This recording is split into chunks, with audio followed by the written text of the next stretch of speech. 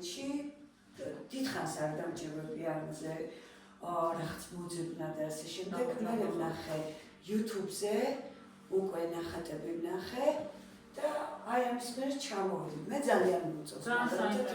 ძალიან და დამსამახსოვრებელი. ხო, იმიტომ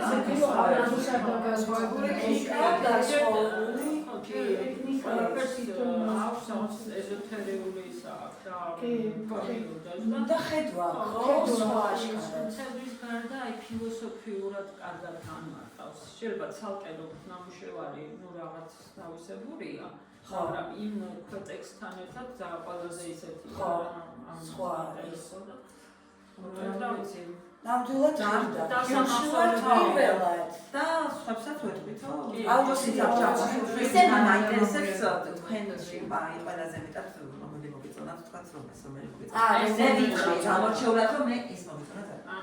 ესე ძალიან მე ეს ნახატები მე სიყვარული სიყვარული ატრიალებს დედამისას კიდე ჩემთან აი ეს მომეწონა. მე რატომაც გონია რომ აი სახე ძნელი უნდა იყოს და აი ეს მომეწონა ძალიან.